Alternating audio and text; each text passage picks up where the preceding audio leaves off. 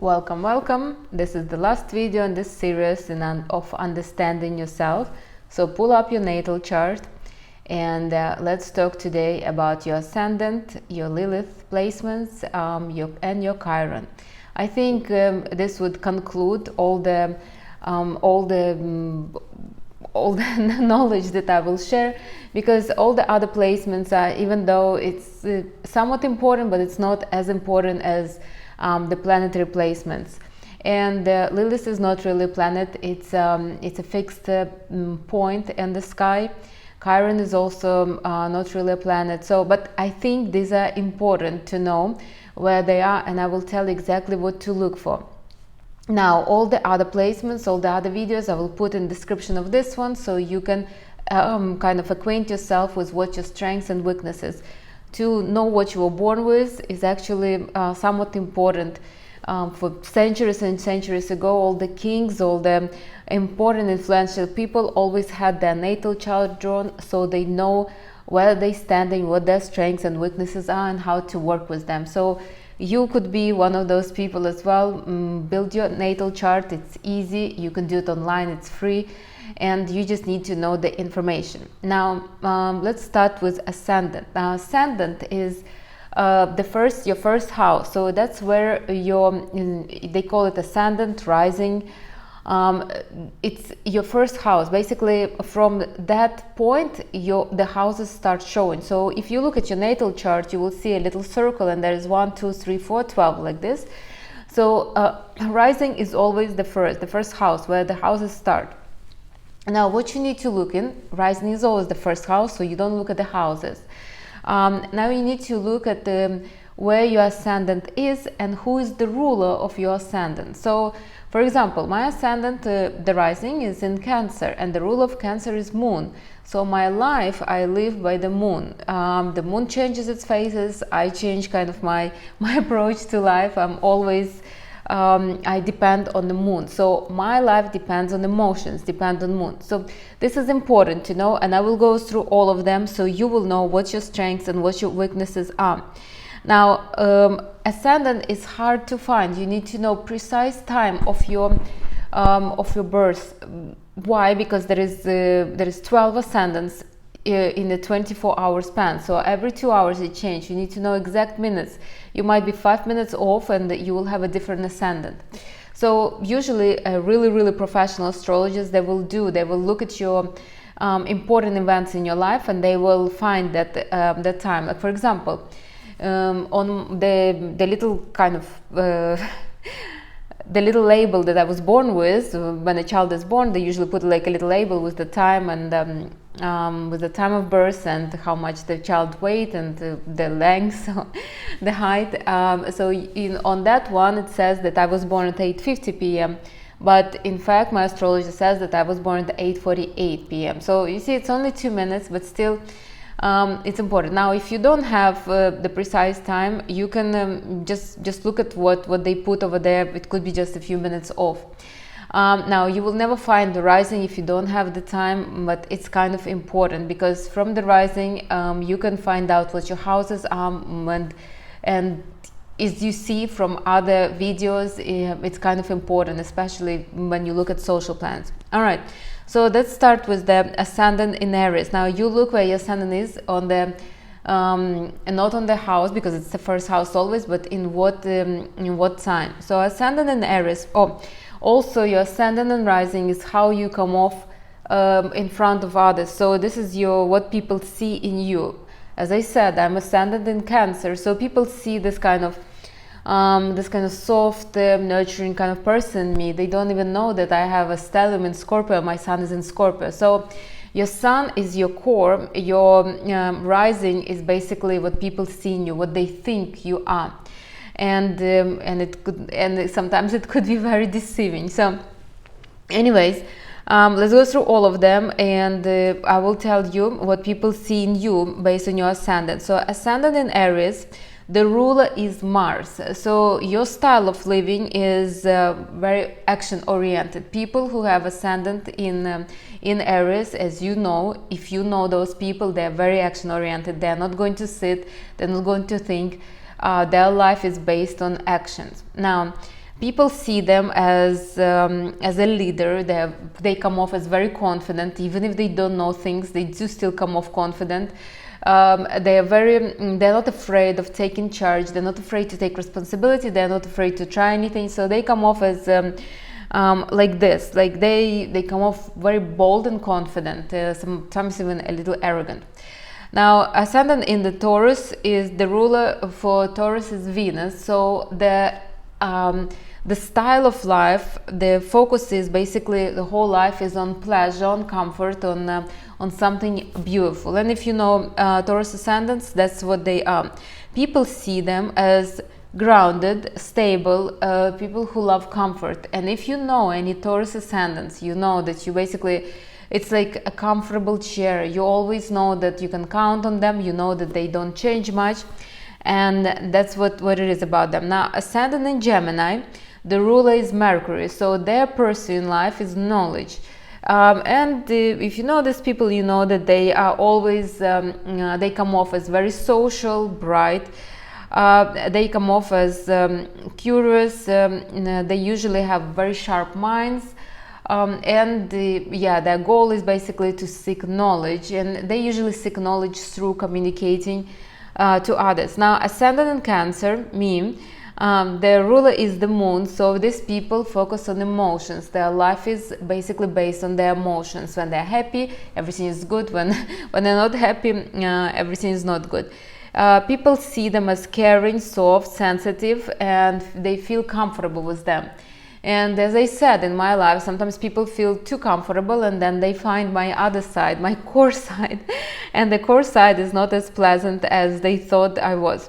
The ascendant in Leo, the ruler is the sun. Because the ruler is the sun, they live their life on the spotlight. So they focus on their ego and their identity. This is it's important. I wanted to also mention about the sun, why the sun is not more important but very important for the rising. Remember, planets move around the sun, not vice versa. So your sun placement is important, but that's in another video. So, but the ascendant in Leo focuses on their identity, their ego. It's important for them how they're perceived, how they come off as. And I have my brother and my sister with ascendant in Leo, so I know what I'm talking about. Those people care about their reputation, how they're perceived, much more than about how they feel. Like me, I care about how I feel instead of I really frankly don't care what anybody thinks about me. So people see them as very charismatic, confident, sometimes even dramatic, but they do see them as very self-assured kind of people. Ascendant in Virgo, the ruler is Mercury, so their life is focused on practicality and knowledge. In Gemini is also ruled by Mercury, but they are seeking knowledge.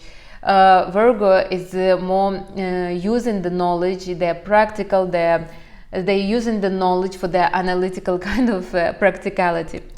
Now, people see them as practical, analytical, and very knowledgeable and stable, the same as any earth sign. Ascendant in Libra, the ruler is Venus as well. They do focus on beauty and aesthetics. You see, Taurus are more focused on pleasure, on finding the comforts. Libra ascendants are focused on beauty, on aesthetics of they want to be surrounded by beauty. They want to have this kind of air of fanciness. I apologize. Now, and people see them as flirty, naturally charming, easy to approach. Not always like this, but that's how people see them. Ascendant in Scorpio, on the other hand, is the ruler. There is two rulers for Scorpio, Pluto and Mars. And they basically, as a Pluto is, they focus on deep transformations. They love that. Their whole life is basically transformation. I know a couple people with Ascendant in Scorpio, they are like this. It seems like they're constantly transforming and they enjoy that themselves in that. And also Mars is their ruler as well, so they do actions. They don't just sit and meditate, they do actions to transform themselves. And how people see them as mysterious. They see them as sexually attractive usually. They see them as challenging, somewhat magnetic. If you saw a Scorpio risings, you know what I'm talking about. They have this kind of deep look in them and you want to almost dive into them. And very private. They come up as private. I'm not even Scorpio rising, and people say always to me that I'm very mysterious just because I have maybe Scorpio sun or something. So anyways, but that's how they come off. All right, so the next one is Ascendant in Sagittarius, the first house in Sagittarius. The ruler is Jupiter. Jupiter is the planet of expansion, and that's what they do. The whole life they focus on expansion. They're traveling, they're seeking some kind of new stuff, new interest, new all the time. So people see them as very optimistic, friendly, adventurous, and blunt. And if you know any of them, you will agree with me 100%. They're very adventurous. They're very optimistic and very friendly. But when you talk to them, they could be somewhat even harsh with their words because they're not very diplomatic. They're blunt, honestly. Now, Ascendant in Capricorn, the ruler is Saturn, and Saturn is a strict parent. So their focus is on their whole life. They go through focusing on discipline. So they believe that everything they can achieve, they like to discipline themselves. They always look for faults in themselves. Always try to become better, whatever versions of themselves. I don't know. These people are strange like that. But how people perceive them as very confident, very mature, very ambitious, reserved, and authoritarian. So they see them as this power figure they can count on. And I even knew a couple people with Ascendant in Capricorn, and I always felt very, very good with those. I didn't even know them that close, and I always thought that when I'm with this person, I'm safe. I don't know, it just comes off like this. Even though inside they might be absolute wreck, but outside they give this perception of confidence, of power, something like that. So Ascendant in Aquarius, the ruler for Aquarius is Uranus, and so focuses on change, on drastic change, on revolutionary changes. And if you know those people, you know how they are. People see them as unconventional, original thinkers, very progressive, and that's for the most part the story of their life. And the last one is Ascendant in Pisces. Ascendant in Pisces, the ruler of Pisces is Neptune, so they go through life in somewhat deeper explorations and some kinds of delusions. So they almost try to dissociate themselves from the physical life. So if Aquarius is actually want to change the physical life, their life in general, Pisces would just dissociate themselves, like, you know, I'm not here, I'm in my house, I'm hiding. And people see them as mysterious, intuitive, very dreamy, and somewhat empathetic, and they are very empathetic. So this is your ascendant. See where is yours, and this is how you perceived outside. You see, I never knew why people are so comfortable with me. I mean, I'm not a comforting person. I'm not very social, like, you know, but now I understand, because my ascendant is in Cancer, I come off like that. So they see me comforting. All right, so that's about ascendant. Let's move on to the next one. Let's talk about Chiron. So Chiron is your wound, your deep wound that you need to heal. And this is a wound that you will be able to help heal others. So you will get people with the same kind of wound, and you will be able to help them with the healing of that issue. This is the wound that you will heal. It's not like you won't, but you will be healing it slowly, little by little. It's like a cut that you had, and it just heals slowly, little by little, you know, for a couple months. But you will heal, and this is and you will help others. You will feel the others, and you will help them to deal with it as well. Now, Chiron, you should look at the house. It would be better if you will look at the house. Why? Because it's better like this. Anyways, so let's start with the first one. So if you have Chiron in the first house, what is the wound? So the first house, remember the house again. The first house, the house of self. Second house, house of money, resources. Third house is the house of the You know what, I will go with the Chiron, I will tell you. So the first house, the house of self. So people with Chiron is in the first house. So it's like the wound is that they don't know what their identity is, what are them, and they almost they have this cowardness about them. They're like almost afraid to admit to their identity. They're afraid to establish that identity within themselves, and this is the wound that they will have to heal. Now the second house, the house of the resources, the house of money usually, and the person who has a Chiron in the second house usually are not very secure. They're constantly looking to create some kind of safety net for themselves. They're looking for, not necessarily with money. Money could be too, but they're always looking for some kind of security to hold on to them. And only when they realize that security is inside is when they will heal that wound. So the Chiron in the third house. The third house is your communications, the closest communications, usually siblings, closest relatives, best friends. So people with the Chiron in the third house has a wound of being afraid, not being interesting to their closest surrounding. It's like they're almost scared to communicate with the closest people. You know, like they have this kind of, you know, some people, when they need to speak and they couldn't speak and they just stuck over there. They know they need to speak, but they don't. So this is probably people with the Chiron in the third house. So and I'm not talking about public speaking. I'm talking about speaking to your closest people. You know, like you could not connect to your siblings because you're not sure how to express yourself. So this is Chiron in the third house. The Chiron in the fourth house. Fourth house is the house of home, your home where you live, of your parents, of your birth home where you were born, grew up. So if you have Chiron in the fourth house, you have this obsession with the family and obsession to give that family to others. So you are almost afraid that somebody will be without family. You're afraid yourself that you will be without that, and you kind of want to impose that care on others. So sometimes you become too nurturing, almost like a parent to others, too obsessed with kind of helping others.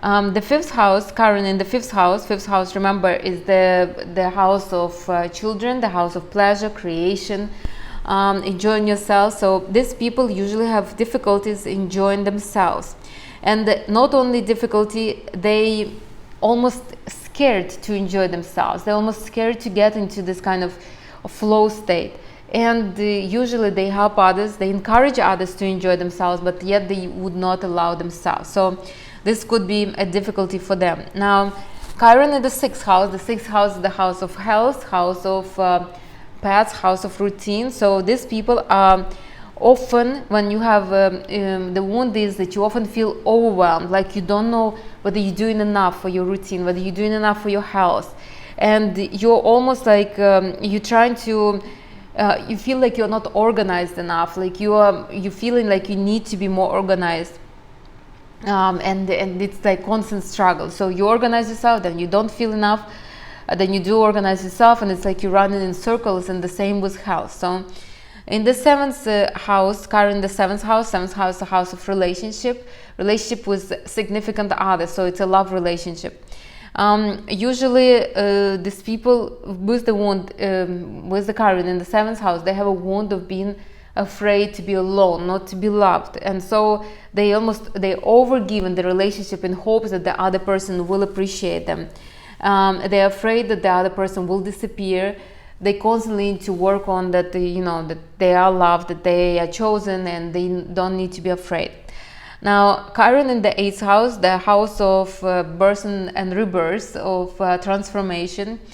These people have like a fear of loss, not necessarily loss of themselves, but could be loss of intimacy, loss of security, loss of grounding. So it's like they're blindly navigating this transformation. So they're afraid. It's like you close your eyes and you walk in the room that you've never been to, and you're not sure what you're going to bump in. This is people with Chiron in eighth house. They are like that.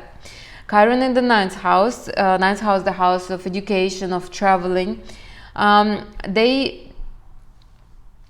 So these people usually have the problem, like they feel limited, like they feel they are not good enough, but like they don't have maybe resources or strengths to travel or to study. Maybe they don't feel like they have enough knowledge, or they are brave enough to just go and travel. So it's a constant struggle with them, for them, with that. Now again, remember, Chiron is the wound, so it's not like they're thinking, it's not real problems that they have. The problem is inside. So they might think, well, to go traveling I need to have a lot of money, but it's not really. It's the fear that holds them. You know, sometimes you don't really need that much to go traveling, but the fear is the one that tells them that they don't have maybe enough financing. So again, Chiron is in the wound. It's always inside. It's never outside. Now the Chiron in the 10th house, the house of career, house of status. These people are always afraid to lose their reputation, to lose their status, whatever it is. So these people might be born in a very religious families, and they're afraid through their whole life to become an outcast. So, or some kind of closed communities. It happened. I knew 2 of those people, and 2 of those people were like this. Usually they are afraid to lose some kind of status or reputation. If they could be, for example, at work, and they would be very, very afraid to disappoint their boss or something. So something like that. The 11th house is the house of society, the society around you. If you have Chiron in the 11th house, is you are somewhat afraid that you won't be accepted in the society, like you are fearing this kind of the possibility. And because of that, you try to overcompensate, like you're too nice to the masses. You're trying to do everything you can extra just to please them. You know, it's like you're almost afraid that if you will not do enough, you will not count or so. And Chiron in the 12th house is fear of. So 12th house is the house of self, of your psychic, your inner self. So people with Chiron in the 12th house, they're afraid of intimacy, afraid of expressing their emotions, afraid of their own emotions, So they need to allow themselves to feel. They even are afraid of what they might feel, like that. So it's a very interesting kind of placement. All right, but this is Chiron, and again, just for you to know that you have this wound, this is something that you need to heal. So if, for example, you don't like to express your feelings, emotions, if you're not good with expressing your feelings and emotions, just know that it is what it is. You know, you have a Chiron in your 12th house. It's nothing. Don't try to overdo. You see. If you have Chiron in the 7th house, in the house of relationship, if you know that you are afraid that the person will leave you, just work on that. Work on that fear. Nobody's going to leave you. All right. So let's do also the Lilith. Lilith is very interesting placement. It's basically the opposite side of the moon. It's the dark side of the moon. So we see the moon, it's beautiful, but then there is other side that's not illuminated. And Lilith is the dark side of the moon. Remember, moon is your soul. So the dark side of the moon is like a dark side of your soul. So it's something that you don't accept, something that you fight, something that you're almost ashamed of, you know, like something that you don't want people to know. It's like you don't mind people to see the beautiful part, but you don't want people to see the ugly part. But everybody has it. It's a fixed point on the sky, and it changes. So every 9 months Lilith changes places. Right now Lilith is in Scorpio, so we all like kind of have these dark thoughts about money, about somebody trying to grab our money. So let's go through them. Because Lilith is the opposite side of the moon, you need to look at what sign it is, not what house. Houses are also important, but it's better to look at the sign. And because moon, remember, is a personal planet, so you need to look as a person, as we look at the personal planets and the sign. All right, so let's do one by one. So Lilith is the here I put here. Lilith is the dark side of your soul, black moon. It's called sometimes black moon. It's your hidden shadow. So something that's not that you wouldn't want others to see, that you're almost ashamed to admit yourself. And why is it important to know where your Lilith is because you need to admit it. You can't hide from yourself. Admit it, accept it, and work on that little by little. It's not that hard. It's not hard to admit to your dark weakness. To your real serious, dangerous weakness. As I said, it's not a planetary body. Okay, so Lilith in Aries. There's people with Lilith in Aries don't like to be challenged, so they don't like when so they like to be in an authority figure, and they don't like when the authority is challenged or questioned. For example, you are a manager, and now you don't like when your employees are asking you or questioning your decisions. This is what Lilith in Aries. You don't have to be a manager. Maybe you are at home and you don't like when your children are questioning your authority. So Lilith in Aries is like this. You also absolutely don't know how to argue. You don't believe in any other point of view. It's only yours, no other, like this. It's hard for you to, it's hard to accept anybody but yourself. It's hard to accept that somebody could be better than you, not better, but righter than you. So it's an interesting placement. Now Lilith in Taurus, the dark part of the soul, is basically obsessed with indulgence and pleasure. So, and you know this, and you could not stop yourself. Gluttony could be also here. Obsession with wealth. You could be like obsessed with money, like hiding the cash and not giving it to nobody, becoming almost greedy like that because of this Lilith in Aries. Again, Lilith in Taurus. Again, if you know this weakness, just push through your weakness, push through this. And most of the people, they do. If somebody has Lilith in Aries, and they don't like to be challenged, but if they work in a corporate, they will be challenged. So you will just need to learn how to deal with that. All right, so Lilith in Gemini, even though Gemini is so communicative, Lilith in Gemini is somewhat an isolation. It's a fear of communication or obsessive communication. So it's something dark. Like they don't want people to know that this is what's happening with them. And Lilith in Cancer is an absolute. So Cancers, how they are very caring about others. So Lilith in Cancer could be an obsessive caring for others, like becoming a mother where you are not even asked to be. Also, when it comes to their closest family, they have this weird desire to be connected. Like they need to be almost, like they almost want to feel the other person's organs. They want to be so connected. When it comes to parenting, like real parenting, they could have weird ways of parenting. Like too intimate, like too much of parenting. So Lilith in Leo,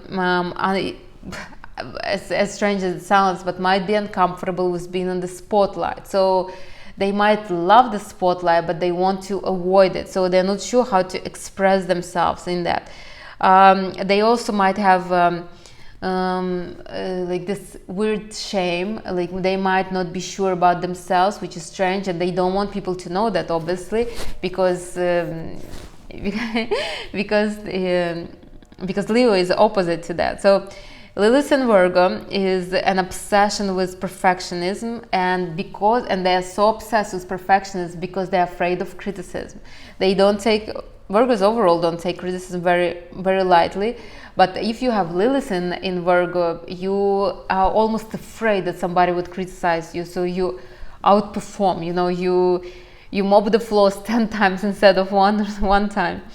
Now Lilith in Scorpio has really, right now Lilith in Scorpio, so we all are a little bit like this, have this suspicious, like constant behavior.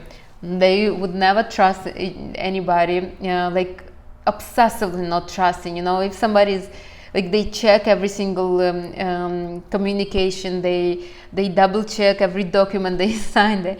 I actually knew somebody with Lilith in Scorpio.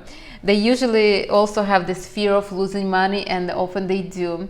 So they could be pushed to particular limits. They also could be obsessed with some kind of perverted intimacy, some kind of like sometimes unconventional intimacy, maybe not even allowed intimacy. So they all of this could be, and again, this is something that nobody would admit, right? Now Lilith in Sagittarius is so you know how Sagittarius are. They want to explore, they want to see, they want to know something new. So Lilith in Sagittarius, they you would say they're almost restless. They could not sit in one place. They're becoming like they're afraid of being like locked. They're afraid of some kind of confinement. They're afraid of being pushed to do what they don't want to do. Like they constantly want to, you know, they admire this kind of gypsy style when they're moving around all the time, and they're almost afraid to admit that. Remember, you can have Lilith in any point. So you could be an absolute Capricorn and have Lilith in Sagittarius and not understanding why you are afraid to be stable when this is your core. This is where you're supposed to be, you see? So it's interesting to observe it. Now, if you have Lilith in Capricorn, Capricorn is, you know how they are. They are very confident, very, very particular, very secure. Now, if you have Lilith in Capricorn, it's dark side of all that. So you can be constantly frustrated. You could have constant doubts. You also could be have this absolute obsession about something. So you have a project and you're just going on and on about the project. You want it to be perfect. You want to make it perfect. Like, but yet you're doubting. You know, you're not sure. So it's like running in circles nonstop.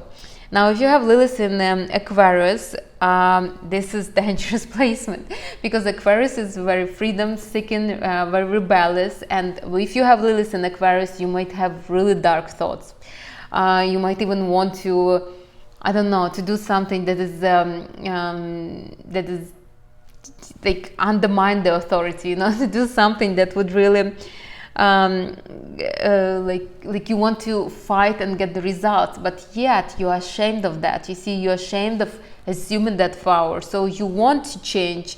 You want to change really nasty kind of, but yet you are almost ashamed of doing that, of assuming that power. This all those assassins. I think all those people are having Lilith in Aquarius. You know, the people that want to do something bad, they don't know how to do it, they do it, and then they're ashamed of doing this. So this I imagine them like this. Now Lilith in Pisces is so Lilith in Pisces is the desire to dive deep into yourself to dangerous levels, you know. So they can, for example, eat so much mushrooms that they fly and fly and fly and never like ground themselves, and they're ashamed of that. They could not admit to somebody that that's what they're doing all the time, you see.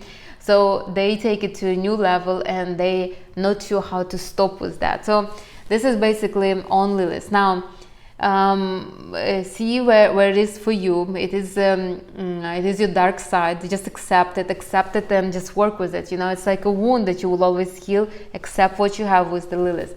Now, I hope it was helpful. I wanted also to mention that Lilith and Chiron, when they're connecting to other planets, they could really influence the other planets. So, for example, if Lilith is conjunct with, so almost next to the other planet, like let's imagine to Venus, and your Venus would be somewhat wounded, you see, because Lilith is dark side. Now your Venus will always be having this kind of almost nightmares, you know, and so observe where they are. My Chiron, my Lilith are just standing freely where nothing else is, so they don't really affect my other planets like this. But I saw people who were affected, like for example, I saw somebody who had Chiron next to Jupiter, and the Jupiter placement was really good, but because of Chiron there were always constant doubts. So a person could not expand as much because of that wound that holds them down. The wound is inside, remember? So because of the wound, the person could not expand as much as they wanted. Now, maybe it's their life kind of progress, maybe it's life development, maybe they need this, maybe they don't need to expand that much. But I know that was the reason why they couldn't allow themselves to. So observe where they are And when it comes to the rising side, to ascendant, watch what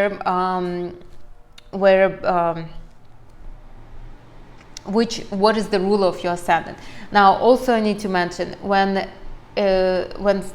so your Lilith is the darkest when the transit Lilith is connects to it. So for example, right now Lilith is in Scorpio. If you have Lilith in Scorpio, your natal one, you feel it the hardest, you feel it the most.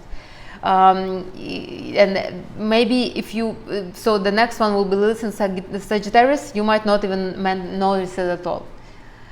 So your natal one, you will feel the most when the transit one goes through it as well. All right, that's it. If you have questions, ask questions. I think I explained everything. I will put all the other videos in the description of this one, so you can easily find them. I also created a playlist for astrology lovers. I mean, anybody who loves astrology, you can watch it. Again, I'm not really an astrologist, but I think every self-sufficient person needs to know somewhat astrology. I like it. And they need to know where the strengths and weaknesses are, and also other people around them, so they know how to navigate and build perfect communications. All right, that's it. Enjoy your day, and I will see you in the next video. Bye, everybody.